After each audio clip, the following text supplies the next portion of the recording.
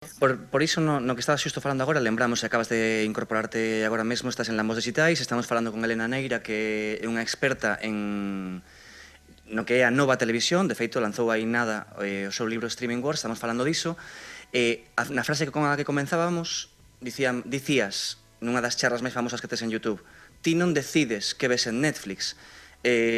Por que pasa isto? E a ver se nos pode resumir cantas cousas sabe Netflix, por exemplo, de min, de Carlos. Pues de ti, Carlos, sabe prácticamente todo. Dicen que incluso Netflix sabe cuando estás viendo contenido desde el baño. Sí, dame diño. Carlos non vai moito, vai. No.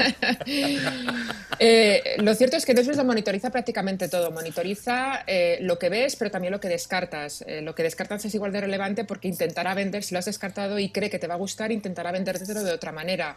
Monitoriza si reproduces a velocidad normal o a por 2 o a por 4. Sabéis que hay una legión de gente por ahí que ve contenido a más velocidad de la que toca, pues para acelerar. Y por ejemplo, confeso. Yo también, sí. Yo veo series en la ducha, es decir, mis rarezas son ampliamente conocidas. El número de horas que consumes por sesión, qué tipo de contenido ves según el día y la hora del día, desde qué dispositivo estás consumiendo, dónde encontraste el contenido que viste con muchísima intensidad, las características de tu conexión de internet, si es buena o si es mala, para poder ajustar el bitrate en la transmisión de datos para que tú puedas verlo bien. Entonces, con toda esa información la pone en una mesa y en la otra mesa lo que tiene es una información que hace una gente que tiene un trabajo maravilloso, que son los llamados taggers de Netflix. Estos señores son personas a las que le pagan por ver series. Qué guay.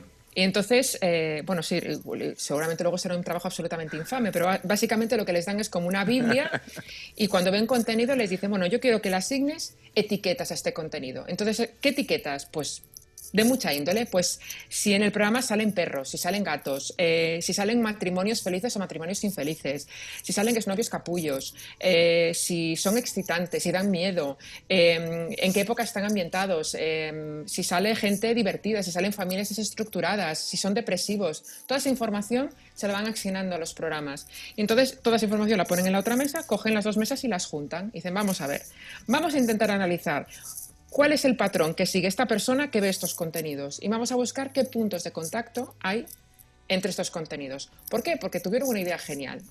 Y la idea genial fue decir, vamos a ver, ¿por qué en lugar de encerrar un contenido en una determinada categoría, empezamos a abrir un poquito el espectro? Por ejemplo, pongo siempre el mismo ejemplo porque el ejemplo está muy bien traído. Imaginaros un universo en el que nunca hubieseis oído hablar de House of Cards. ¿Vale? Y vosotros sois Netflix, recibís House of Cards, y decís, ¿cómo indexamos esto? Pues no sé cuántos habéis visto House of Cards, si no lo habéis visto, deberíais. Pero bueno, la lógica te dice, bueno, esto es un drama político, ¿no? Y dices, bueno, drama político, vale, pues lo pones en Netflix como drama político. Pues si a ti el drama político te da una pereza espantosa, es probable que jamás veas House of Cards. Pero si a ti el drama político te toca un pie, pero sin embargo te gustan las ficciones protagonizadas por mujeres empoderadas, y vendes House of Cards como una ficción galardonada, protagonizada por un personaje femenino muy fuerte, dices tú, esto me interesa. Entonces, de repente lo que está haciendo Netflix es venderte el mismo perro, pero con distinto collar. Y entonces lo que hace es cambiar la categoría y también cambiar la permanencia de los contenidos. Sí.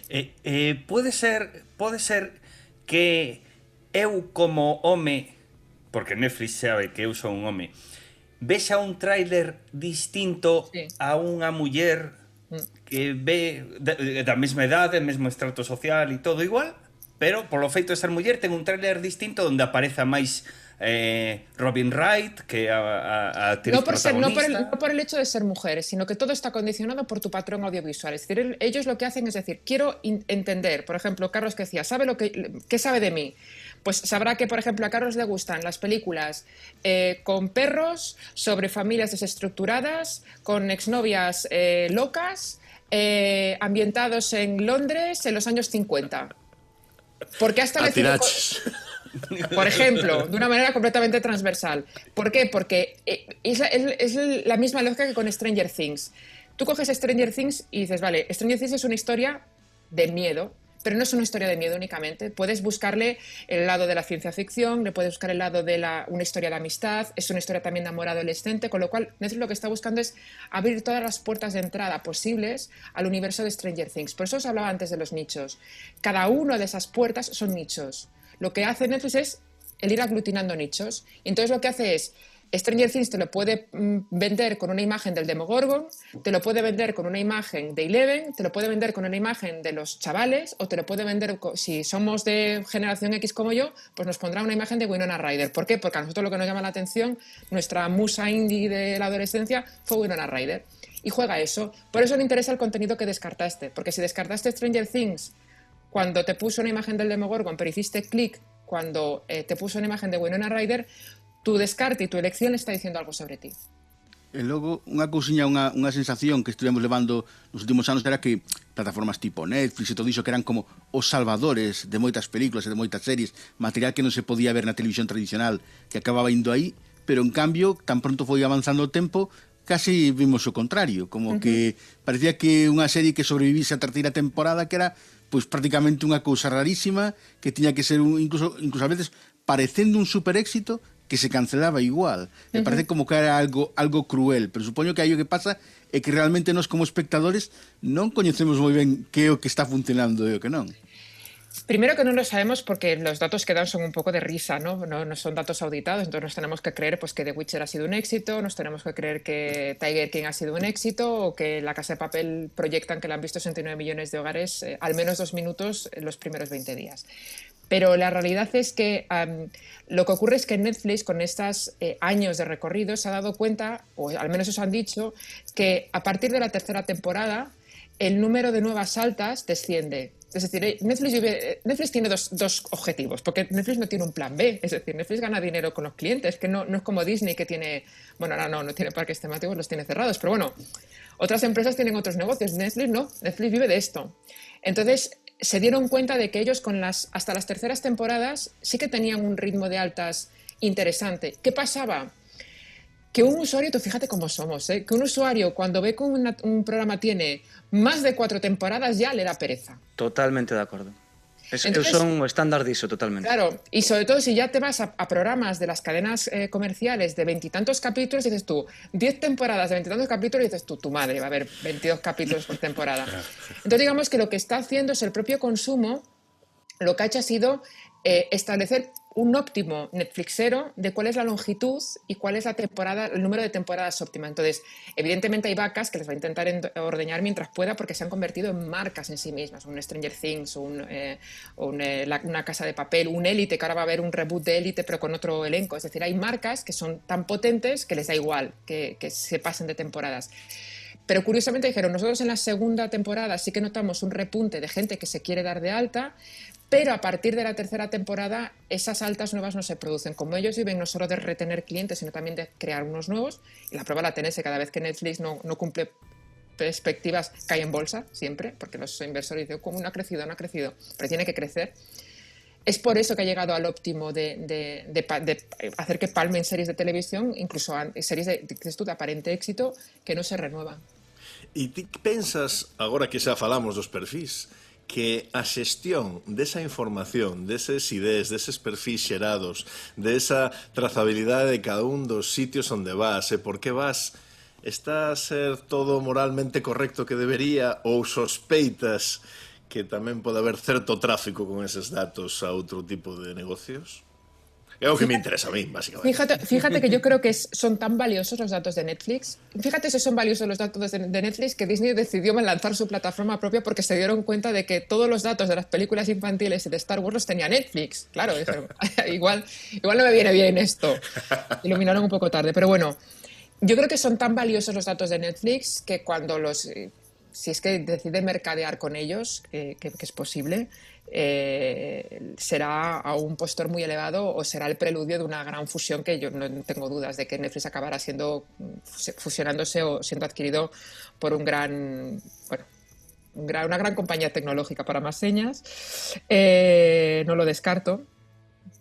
Pero lo cierto es que a mí lo que me resulta todavía incluso más terrorífico es la práctica del uso de esos datos. Y una de las cosas más aterradoras, que tú comentabas antes, mi charla TED, la menciono en el libro, y a la gente que nos esté escuchando yo le recomiendo muchísimo que vea esta charla TED, de un ingeniero de Google que se llama Tristan Harris, que habla de la ingeniería de la atención y habla de cómo las empresas tecnológicas crean aplicaciones adictivas para conseguir mantenernos encerrados dentro de las aplicaciones, que es ni más ni menos lo que está haciendo Netflix.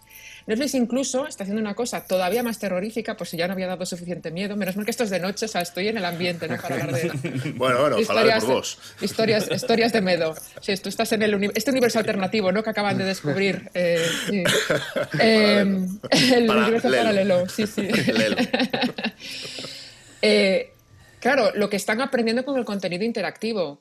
Esto hubo una cosa muy graciosa, una estudiante, un investigador de una universidad creo que holandesa o belga, el hombre, amparándose en la nueva normativa europea que obliga a las compañías a decir qué información tuya están almacenando, escribió a Netflix y le dijo, oye, quiero que me digáis qué información mía habéis almacenado de los misionados de Bandersnatch, que es el capítulo interactivo de Black Mirror. Y entonces Netflix le devolvió un CSV, pero vamos, de no sé cuántos gigas, con no sé cuántas entradas, con toda la información, en la que Netflix constataba que habían almacenado todas y cada una de las elecciones que había tomado el usuario viendo Bandersnatch. Y esto, claro, imagínate y ya están empezando, pero imagínate las capas y lo que pueden llegar a aprender de un usuario en términos de si es una persona cobarde o es una persona osada, de cómo lleva la frustración, de si lleva a cabo varios intentos o se frustra enseguida y abandona, de qué tipo de decisiones, si siempre va al camino más seguro, si siempre va al camino más arriesgado. Y no olvidemos una cosa, que donde está desarrollando Netflix principalmente el contenido interactivo es en el contenido infantil. Wow. Entonces, por eso digo que... Sí, que vai nos ter vixiados desde o inicio, non? Claro, es decir, es una vigilancia muy soterrada, es una vigilancia que nos parece como muy necesaria, porque de verdad es que no podríamos manejar toda la información, ¿no? Es decir, tú entras en Spotify y vete a pelo en Spotify. No, en Spotify te pones las listas porque es que tu cabeza ya no está para andar seleccionando como antes, que nos grabábamos un cassette y que teníamos 20 cassettes, ¿no? Es decir, que al final es el futuro, es decir, el futuro vive de los algoritmos, porque no podemos gestionar toda esa información, pero estamos dando alegremente nuestros datos a compañías que otras compañías sí que lo van a utilizar para otras cosas. Es decir, Disney ya lo ha dicho, es que con todo lo que aprendamos de nuestros consumidores vamos a poder estrenar mejor las pelis de Marvel. Obvio. Claro. Obviamente. Claro, es que no hace falta ser ¿Mejor tonto. para quién? Claro. Mejor para ellos. Es decir, que, oye, pues si vemos que a la gente le encantan los contenidos de Hulk, pues Hulk va a salir mucho en los trailers. Y si vemos que a las niñas le gusta más pues el personaje de Viuda Negra, pues Viuda Negra en los cubos de palomitas. Y entonces lo que van a hacer es optimizar todo y sus parques temáticos y todas sus historias en base a consumo real. Eso es verdaderamente terrorífico. Ya a mí el audímetro me da igual. Sí, hai unha serie de cousas que comentas no libro que son moi interesantes en canto non só como variou o modelo de distribución, que no que se centra principalmente parte do libro, senón tamén o que lles afecta ás produtoras, no modelo de produción, sobre todo nas que son propias destas plataformas. Porque con todos eses datos que teñen, o que souberon cruzar con esta tendencia que marcas ti, que sí que nos gusta que haxa algo na serie que nos lembra outras series que nos produciron placer audiovisual, que nos reconfortaron diante da tele, o que fai é que tamén se vaya un pouco máis sobre seguro para financiar proxectos, non? Totalmente. El tema de... Hay varios artículos en Internet que son absolutamente terroríficos. Uno de ellos, por ejemplo, comparaba la campaña que se había hecho para la promoción de Carbono Alterado, que por otra parte a mí es una serie que me fascina, soy muy fan de la ciencia ficción, pero es decir, en la promoción de Carbono Alterado veías cosas de Matrix, veías cosas de Johnny Mnemonic, veías cosas de Blade Runner, es decir, veías un montón de elementos que te recordaban a otros productos. ¿Por qué? Porque... Esto venía también en un artículo que iba, yo diría que está citado en el libro, venía un poco al hilo de cómo incluso HBO, que en tiempos había sido una cadena que había logrado no crear productos adaptados al espectador, sino a la inversa, que se gira al espectador un esfuerzo para adaptarse a la propuesta narrativa que tenía HBO, y HBO es famosa por producir series que están en las antípodas del contenido complaciente.